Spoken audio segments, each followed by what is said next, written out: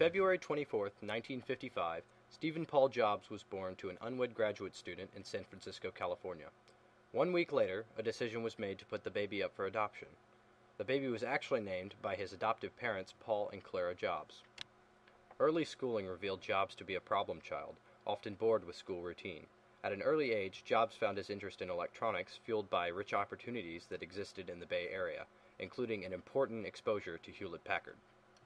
During high school, Jobs met the future co-founder of Apple Computer, Steve Wozniak, who at the time was working at Hewlett-Packard. Out of respect for his birth mother's wishes, Jobs enrolled at Reed College in Portland, Oregon, after finishing high school. He quickly realized his overwhelming interest in electronics and promptly dropped out of college after only 1 semester. He returned to the Bay Area to start a job as a technician at Atari Incorporated, riding the initial wave of enthusiasm for video gaming.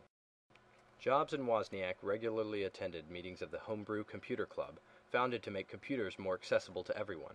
Wozniak had created a computer for his own use and demonstrated its capabilities to the Homebrew Club members. While Wozniak only had the vision of a hobbyist, Jobs saw a business potential for Wozniak's handmade circuit board. Jobs convinced Wozniak to become his business partner, and Apple Computer was founded on April 1, 1976. Jobs felt that there was a market for an assembled computer, one that would allow users to go beyond hardware design in order to explore programming. This vision led to the birth of personal computing when the Apple II computer was released in 1977.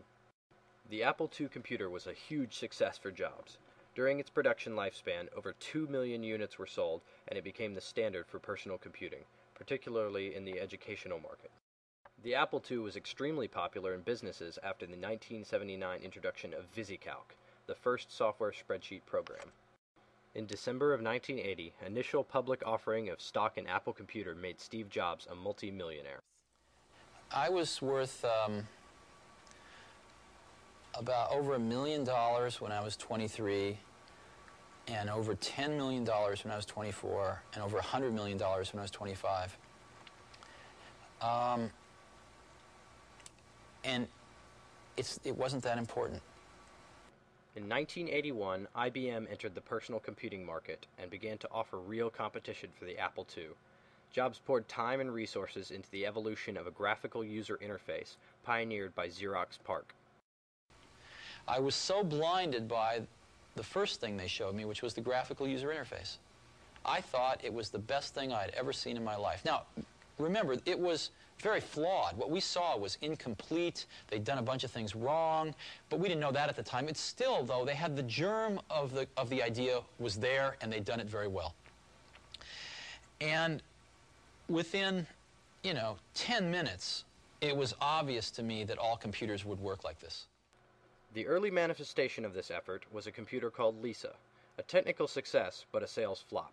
It did, however, serve as a forerunner of Macintosh.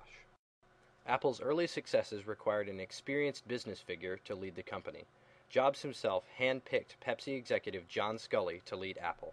And then he looked up at me and just stared at me with this stare that only Steve Jobs has. And he said, "Do you want to sell sugar water for the rest of your life? Or do you want to come with me and change the world?" And I just gulped.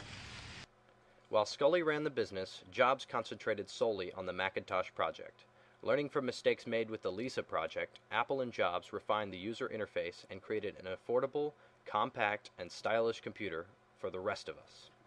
Macintosh debuted on January 24, 1984, with a spectacular Super Bowl commercial and much fanfare. The commercial is viewed by many as the best television advertisement of all time. At a price of $2,500, the Macintosh was an affordable computer, although more expensive than the available IBM alternatives. The Macintosh's radically different graphical user interface and mouse met with some early success. Customers loved the interface, but the availability of software on the new platform was a critical issue, with many software companies preferring to write for the IBM computer market. Software availability quickly became a limiting factor for the Macintosh. By the beginning of 1985, Macintosh sales declined from the initial successes. It didn't do very much. We had Mac Paint and Mac Write were our only applications. And the market started to figure this out. By the end of the year, people said, well, maybe the IBM PC isn't as easy to use or is not as attractive as the Macintosh, but it actually does something which we want to be able to do: spreadsheets, word processing, and database. Internal power struggles at Apple eventually led to a decision from the board of directors to back Scully and his plans for the company. Jobs was so upset by these events that he sold all but one share of his Apple stock and eventually left the company. What can I say? I hired the wrong guy. That was Scully? Yeah. And he destroyed everything I'd spent 10 years working for. From the triumph of a multi-million-dollar stock offering and a dominant market share in personal computing, Jobs had to endure the tragedy of being fired from the very company that he had started 10 years before. Jobs said at the time, "I feel like somebody just punched me in the stomach and knocked all my wind out.